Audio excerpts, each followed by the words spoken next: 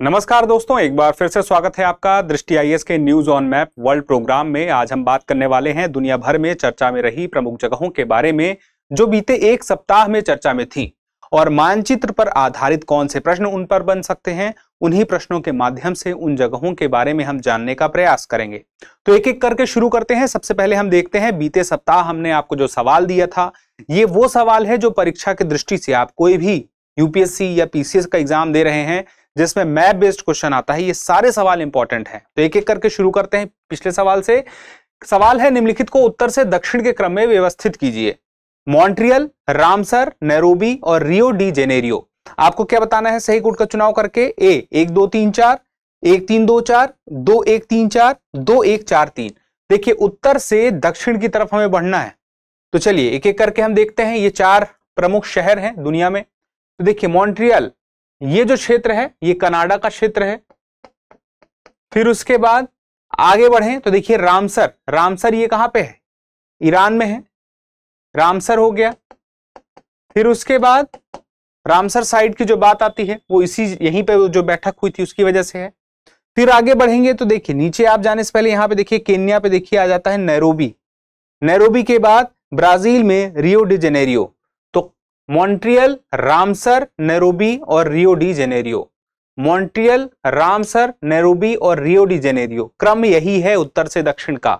तो 1 2 3 4 कहां पे है? ए में है। तो सही जवाब हमारा ए होगा। निम्नलिखित देशों की अवस्थिति पर विचार कीजिए। पहला है इक्वेटोरियल गिनी, दूसरा है अंगोला, तीसरा है नामीबिया और चौथा है केन्या। अवस्थिति पर विचार करना है। और अवस्थिति किस बारे में? कि कितने भूमध्य रेखा पर या उसके दक्षिण में स्थित है। तो हमें दुनिया के नक्शे पर भूमध्य रेखा कहां पर है पता होना चाहिए, और भूमध्य रेखा के आसपास कौन से देश हैं, उत्तर में कौन से हो सकते हैं, दक्षिण में कौन से हो सकते हैं, इसका अंदाजा होना चाहिए। जो विकल्प दिया रहेगा वो इतना भी मुश्किल नहीं होगा कि आपको जवाब ना मिले, क्योंकि जवाब मिलना ही मिलना है, क्योंकि वह सवाल है तो उसका कुछ जवाब भी होगा। अब चलिए देखिए, भूमध्य रेखा किसके संदर्भ में हमें जानना है। ये सारे जो देश हैं, इक्वेटोरियल गिनी, अंगोला, नामीबिया और केन्या, ये सारे नाम अफ्रीका के संदर्भ में हैं। तो अफ्रीका के नक्शे पर आए। और भूमध्य रेखा का मतलब क्या है? 0 डिग्री अक्षांश। ये 0 डिग्री अक्षांश है। अब इसके उत्तर में देखें तो देखिए इक्वेटोरियल गिनी आपको यहां पे दिख जाएगा, इक्वेटोरियल गिनी। फिर उसके बाद केन्या देखें तो केन्या आपको यहां दिखता है। और केन्या एक ऐसा देश है जिसके ऊपर से मतलब यह जो भूमध्य रेखा है निकल रही है। तो इसको तो हम रखेंगे किसमें? भूमध्य रेखा या उसके दक्षिण में। दक्षिण वाले हमें देखने हैं। तो केन्या तो शामिल है, अंगोला भी दक्षिण में है, नामीबिया भी दक्षिण में है। तो केन्या, अंगोला और नामीबिया, ये 3 नाम हमें मिलते हैं। केन्या, नामीबिया और अंगोला, 2 3 4।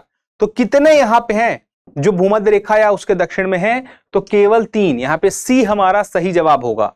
इक्वेटोरियल गिनी नहीं होगा क्योंकि यह उत्तर में आ जाता है भूमध्य रेखा के। अगले सवाल पर आते हैं। रूस और यूक्रेन के संदर्भ में निम्नलिखित कथनों पर विचार कीजिए। पहला है क्रीमिया 2014 से रूस के नियंत्रण में है। दूसरा है क्रीमिया और रूस के बीच काला सागर के माध्यम से समुद्री सीमा है। तीसरा है यूक्रेन और रूस के बीच मुख्य विवाद डोनबास क्षेत्र पर केंद्रित है। सही विकल्प चुनना है, यानी कि बताना है इनमें से कौन कौन से कथन सही है। अब यहां पे देखिए, क्रीमिया 2014 से रूस के नियंत्रण में है। तथ्यात्मक रूप से यह जानकारी सही है। जो क्रीमिया का क्षेत्र है ये वाला, इस पर रूस का नियंत्रण है। और रूस की मुख्य भूमि आप देखें तो यहां पर दिखाई देगी, जरा और पास से आप देखें तो इसमें है नहीं, लेकिन यह उसी का क्षेत्र है। तो ये रूस का है इसके पूर्व में। तो अब यहां पे देखिए, तो अगर ये बात समझ में आ रही है कि रूस के नियंत्रण में 2014 से है, तथ्यात्मक जानकारी है, तो पहली बात तो ये सही है। यही वो समय था, एक खास समय था, तब से लेके अभी तक में क्रीमिया रूस के पास ही है, यानी कि अब रूस का हिस्सा एक तरह से है क्योंकि रूस के पास उसका नियंत्रण है। और क्रीमिया और रूस के बीच काला सागर के माध्यम से समुद्री सीमा है। अब देखिए, यहां पे रूस है और यहां पे क्रीमिया है, यहां पे ब्लैक सी है। अब पहली बात तो यह आ जाती है कि रूस और क्रीमिया के बीच कैसे हो सकता है, आप इसी को समझ लीजिए। यहां पे कौन सा सागर है, सी ऑफ अजोव है, ब्लैक सी कहां पे है, वो बात की बात है, हमें उस पे नहीं जाना है। हमें तो इस पे जाना है कि यहां पर जब कह दिया कि क्रीमिया और रूस के बीच काला सागर के माध्यम से समुद्री सीमा है, क्रीमिया तो रूस का है, तो रूस और रूस के बीच कैसे हो सकता है? सवाल में यहां पे स्टेटमेंट में ही गड़बड़ है, तो इसको हम हटा सकते हैं। स्टेटमेंट के हिसाब से ये जायज नहीं ठहरता है। उसके बाद यूक्रेन और रूस के बीच मुख्य विवाद डोनबास क्षेत्र पर केंद्रित है।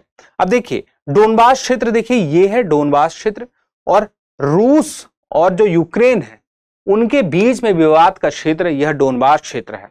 और अभी बहुत सारे एरिया ऐसे हैं जहां पे हम कहें डोनबास क्षेत्र तो है ही, बहुत सारे क्षेत्र में जब शुरुआत होती है लड़ाई की यूक्रेन और रूस के बीच में, तो शुरू में देखिए क्रीमिया में रूस का अधिकार था, पहले यूक्रेन के पास था। धीरे धीरे आप देखें तो ये जो रंग है आपको और बढ़ता हुआ दिखाई देगा। यहां पर इस क्षेत्र में ये यूक्रेन के क्षेत्र में रूस का नियंत्रण जहां धीरे धीरे स्थापित हो रहा था, बढ़ रहा था। फिर उसके बाद 2022 के बाद से कम होना शुरू हुआ और 23 में थोड़ा कम हुआ। तो यह काफी उत्तर तक देखिए बढ़ा हुआ चला गया था यूक्रेन में रूस का नियंत्रण, लेकिन धीरे धीरे करके वह कम हुआ और इसकी सिचुएशन जो है और कम हो चुकी है। तो 23 का है, 24 में थोड़ी सी और कम हुई है। तो नियंत्रण जो है वापस से यूक्रेन हासिल कर रहा है। क्रीमिया पर तो अभी रूस का ही बना हुआ है। तो यहां पे यह जो बात थी यह सही थी। यूक्रेन और रूस के बीच में मुख्य रूप से जो विवाद है डोनबास क्षेत्र पर है, और डोनबास क्षेत्र यही है, और मुख्य रूप से विवाद अभी इसी क्षेत्र में मुख्य रूप से सिर्फ यहीं पे है। अगर ऐसा बोलता तब तो अलग बात हो जाती। तो ऐसे में ये स्टेटमेंट सही है, पहला वाला सही है। कितने यहां पे सही हैं? तो 1 और 2 यहां पे, 1 और 3 यहां पे, यानी कि सी हमारा सही जवाब होगा, पहला और तीसरा। दूसरा वाला जो है उसमें गड़बड़। पहली बात तो ये होगी क्रीमिया और रूस के बीच, ये तो अपने आप में रूस और रूस की बात हो गई अभी के लिए। चलिए आगे बढ़ते हैं। अब देखिए निम्नलिखित भौगोलिक इकाइयों की अवस्थिति पर विचार कीजिए।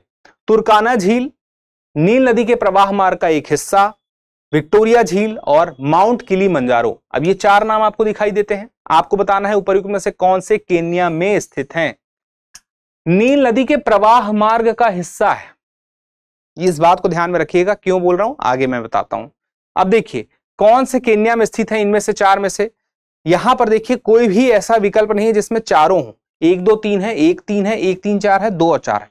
मतलब कोई कम से कम एक ऐसा है जो नहीं है, और एक से ज्यादा भी, 2 भी हो सकते हैं जो केन्या में नहीं है।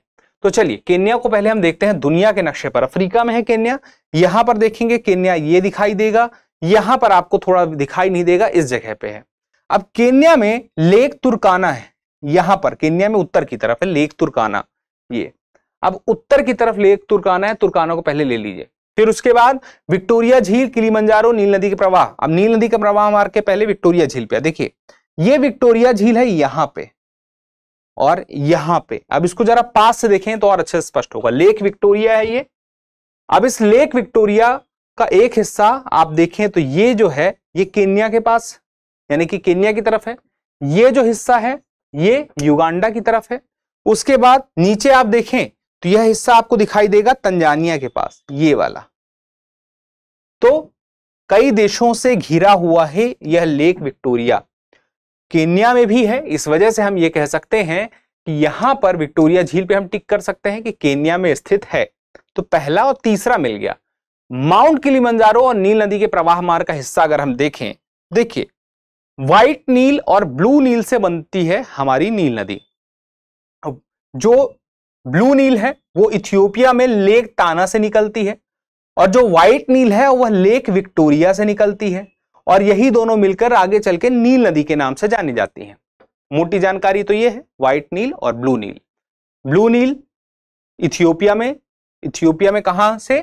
लेक ताना से, और विक्टोरिया से निकलेगी व्हाइट नील। लेकिन अब केन्या में लेक विक्टोरिया है, लेकिन जो नदी निकलती है, चूंकि लेक विक्टोरिया ऐसी जगह है जहां पे अन्य देश भी हैं, तो युगांडा भी है। तो अब होता यह है कि जो नदी है वह लेक विक्टोरिया से निकलती तो है, लेकिन उसका प्रवाह मार्ग युगांडा की तरफ से है और आगे बढ़ जाती है।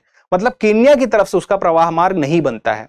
भले केन्या से वह नदी निकलती है, क्योंकि विक्टोरिया झील से निकलती है, लेकिन केन्या से नदी नहीं निकल रही है क्योंकि वो दूसरे देश से निकल रही है। तो ऐसी स्थिति में जब प्रवाह मार्ग है ही नहीं, भले लेक विक्टोरिया केन्या में भी है, तो हम ये कह सकते हैं कि नहीं, प्रवाह मार्ग का हिस्सा नहीं है।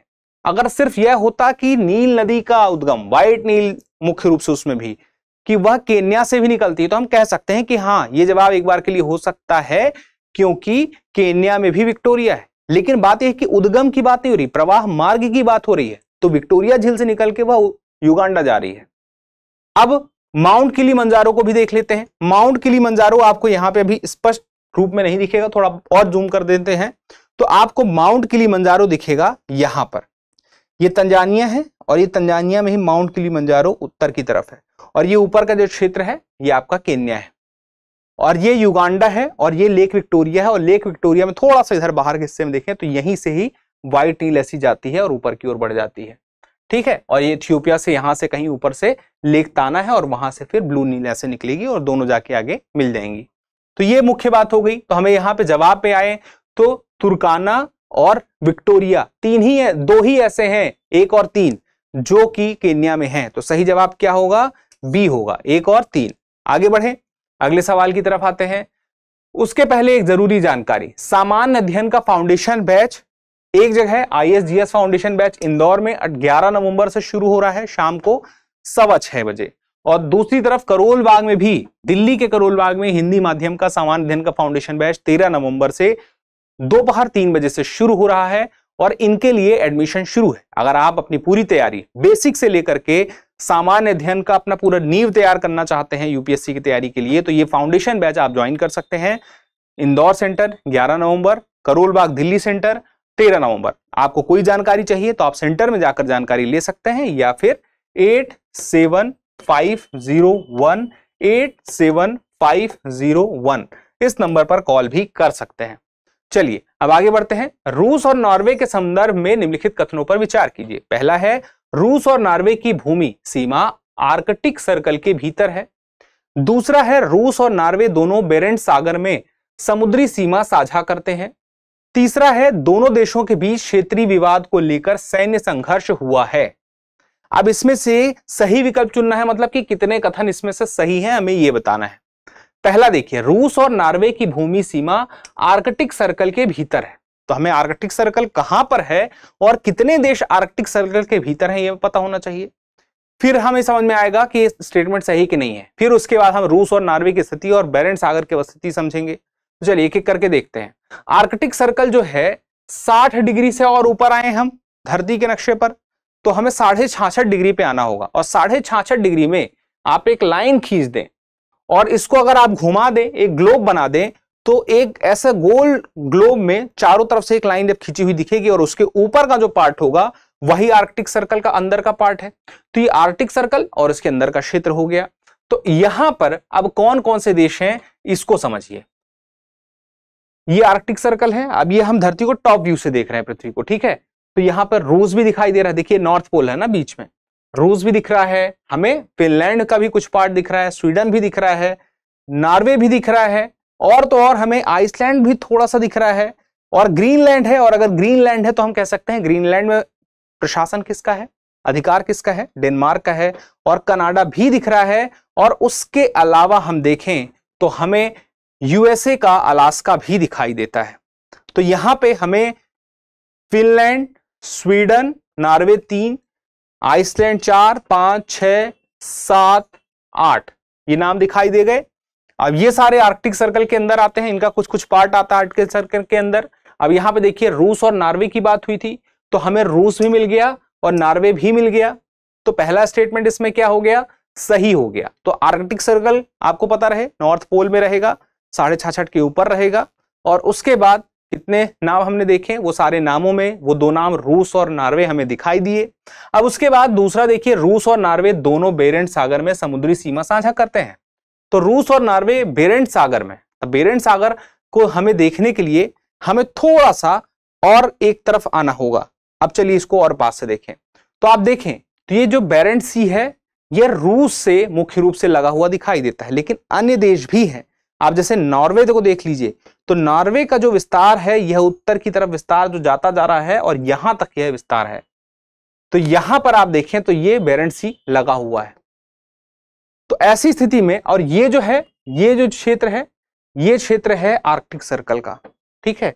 तो हम ऐसे में देखें तो हमें साफ साफ दिखाई देता है कि यहां पर बेरेंट सी में दोनों मौजूद है, रूस भी दिखाई देता है और यहां पर हमें नॉर्वे भी दिखाई देता है। तो हम कह सकते हैं कि यह स्टेटमेंट सही है। फिर तीसरा देखें, दोनों देशों के बीच क्षेत्रीय विवाद को लेकर सैन्य संघर्ष हुआ। देखिए दोनों के देशों के बीच में जल वाले क्षेत्र का विवाद हुआ था, लेकिन उसको लेकर के भी कोई सैन्य संघर्ष नहीं हुआ। उसका समाधान जो भी था या जो भी उस मुद्दे पर बातचीत थी वह बातचीत ही हुई है। ठीक है, तो यहां पर यह स्टेटमेंट हम हटा सकते हैं। पहला और दूसरा हम रख लेते हैं सही, तो ए हो जाएगा 1 और 2। जवाब हमें मिल गया है। अब आगे अगले सवाल की तरफ आते हैं। कनाडा और ग्रीनलैंड, ग्रीनलैंड का मतलब हम डेनमार्क समझ जाएं कि वो डेनमार्क का है, के संदर्भ में निम्नलिखित कथनों पर विचार कीजिए। कनाडा और ग्रीनलैंड के बीच बाफिन बे स्थित है। दूसरा, कनाडा और ग्रीनलैंड की सीमा उत्तरी अटलांटिक सागर में मिलती है। तीसरा है, हंसेल द्वीप विवाद कनाडा और ग्रीनलैंड के बीच प्रमुख विवादित क्षेत्र है। सही विकल्प चुनना है। ए केवल 1 और 2, बी केवल 2 और 3, सी 1 और 2, 1 और 3 और डी है 1, 2, 3। अब यहां पे देखिए, अब हमें कनाडा और ग्रीनलैंड के बीच का क्षेत्र बाफिन बे, ये तीनों ही देखने पड़ेंगे, तब हम आगे सवाल पर बढ़ पाएंगे। चलिए देखते हैं। यह है ग्रीनलैंड, यह है कनाडा।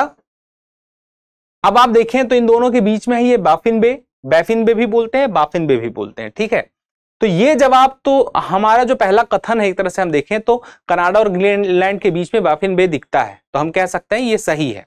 दूसरा देखिए, कनाडा और ग्रीनलैंड की सीमा उत्तरी अटलांटिक सागर में मिलती है, कनाडा और ग्रीनलैंड की। तो यह है कनाडा और यह है ग्रीनलैंड, इसकी सीमा उत्तरी अटलांटिक ओशन से मिलती है, ऐसा कह रहा है। तो देखिए पहले बात तो समझ लीजिए कि उत्तरी अटलांटिक सागर है क्या। ठीक है, तब तो हमें समझ में आया अटलांटिक सागर क्या है, उत्तरी अटलांटिक सागर क्या है, क्षेत्र कहां पे है और इनकी सीमा इनसे मिलती है कि नहीं। दिख तो रहा है यहाँ पे अटलांटिक ओशन है और कनाडा भी यहाँ इस क्षेत्र में आ रहा है और ग्रीनलैंड भी आ रहा है। लेकिन और अच्छे समझिए, देखिए दुनिया भर के जो ओशियन है, आर्कटिक ओशियन है ये आपको दिख रहा है, ये पैसिफिक ओशियन दिख रहा है, इधर भी पैसिफिक ओशियन है, क्योंकि इसको जब हम घुमाएंगे तो ये दोनों एक साथ आ जाएंगे। ये इंडियन ओशियन वाला क्षेत्र है, ये देखिए ये इंडिया है, इंडिया के नाम पे इंडियन ओशियन। फिर ये साउदर्न ओशियन के नाम से भी इसको जानते हैं, जो साउथ में है। अब अटलांटिक ओशियन देखिए भूमध्य रेखा के उत्तर में है नॉर्थ अटलांटिक, दक्षिण में है उसका साउथ अटलांटिक, उत्तर में है नॉर्थ अटलांटिक है। अब आप देखें यहाँ पे, तो यहाँ पे आपको ग्रीनलैंड और कनाडा दोनों तक यह इसकी सीमा दिखाई देती है यहाँ पर। और यही बात है कि आप देख सकते हैं ये आपको दिखाई दे रहा है। और यहाँ पे क्या बात की, कनाडा और ग्रीनलैंड की सीमा उत्तरी अटलांटिक सागर में मिलती है, तो दोनों की मिल रही है उत्तरी अटलांटिक ओशियन, तो ये स्टेटमेंट भी सही है। फिर तीसरा है, हंसेल द्वीप जो विवाद है कनाडा और ग्रीनलैंड के बीच प्रमुख विवादित क्षेत्र है, तो यह बात भी सही है। दरअसल हंसेन जो द्वीप है वह कनाडा और ग्रीनलैंड के बीच में एक ऐसा छोटा सा द्वीप है जिस द्वीप पर दोनों ही देशों ने अपना अपना अधिकार जमाया हुआ है, तो आधा आधा मामला चल रहा है दोनों देशों के बीच में। तो यह बात भी सही है कि विवादित है, इसी वजह से दोनों ने उस पर अपना अधिकार जमाया हुआ है, तो यह स्टेटमेंट भी सही है। तथ्यात्मक जानकारी ये भी सही है, और अगर तीनों ही सही है तो हम क्या कह सकते हैं, डी सही जवाब होगा, 1, 2 और 3। अब आगे बढ़ते हैं। अजरबैजान और आर्मेनिया के संदर्भ में निम्नलिखित कथनों पर विचार कीजिए। पहला देखिए, अजरबैजान और आर्मेनिया के बीच नागोर्नो काराबाख क्षेत्र विवाद का मुख्य केंद्र है। दूसरा है, अजरबैजान की सीमा ईरान से भी मिलती है। और तीसरा है, आर्मेनिया और अजरबैजान की सीमा कैस्पियन सागर से जुड़ी है। सही विकल्प चुनना है और आपको बताना है केवल 1 और 2, केवल 2 और 3, केवल 1 और 3, या फिर डी केवल 1। मतलब कि इसमें से कितने कथन सही हैं हमें ये बताना है। अजरबैजान और आर्मेनिया है कहां पे, ये समझ लेते हैं पहले। अब देखिए ये आप रूस देख रहे हैं, रूस के थोड़ा सा दक्षिण में आते हैं तो ये आपको अजरबैजान दिखाई दे रहा है। अजरबैजान में आप देखें तो ये जो क्षेत्र है ये नागोर्नो काराबाख है, और ये आर्मेनिया का क्षेत्र है जिसका विस्तार आप देखें तो यहां तक है। लेकिन इनके दोनों के बीच में यह नागोर्नो काराबाख जो है वह विवाद का क्षेत्र लंबे समय से है, तो तथ्यात्मक जानकारी ये भी सही है। अब अजरबैजान की सीमा ईरान से भी मिलती है, क्या ऐसा है, आइए देखते हैं। ये अजरबैजान है और ये ईरान है, और इनकी सीमा आपस में मिलती हुई आपको दिखाई दे रही है, बिल्कुल दिख रही है। तो इसका मतलब क्या हुआ कि ये बात बिल्कुल सही है। फिर उसके बाद देखिए, आर्मेनिया और अजरबैजान की सीमा कैस्पियन सागर से जुड़ी है, क्या सच में ऐसा है? ये कैस्पियन सी है, जरा पास से देख लीजिए, कैस्पियन सी है, ये आपका अजरबैजान है, इसकी सीमा तो कैस्पियन सी से लगी है अजरबैजान की, लेकिन आर्मेनिया की कैस्पियन सी से सीमा नहीं लगी है, क्योंकि आर्मेनिया भू आबद्ध देश है, किसी समुद्री क्षेत्र से नहीं लगी है। तो ऐसे में ये स्टेटमेंट गलत हो गया। पहला सही है, दूसरा सही है। सही जवाब है ए, केवल 1 और 2। ठीक है, चलिए अगला सवाल है, फुकुशिमा जापान के होन्शु द्वीप पर स्थित है। दूसरा, होन्शु जापान का सबसे बड़ा द्वीप है। तीसरा, जापान के चारों प्रमुख द्वीप जापान सागर के साथ तटरेखा साझा करते हैं। उपर्युक्त में से कौन से कथन सही है? अब देखिए, फुकुशिमा जापान के होन्शु द्वीप पर है। जापान कहां पे है? यहां पे आइए। अब देखिए, होन्शु द्वीप है ये और यहां पर है फुकुशिमा। अब दूसरा है, तो पहली बात तो सही हो गई है, होन्शु जापान का सबसे बड़ा द्वीप है। अब ये होन्शु द्वीप है, जापान का सबसे बड़ा द्वीप है। इसके अलावा होकाकाइडो है, ये है, उससे छोटा है।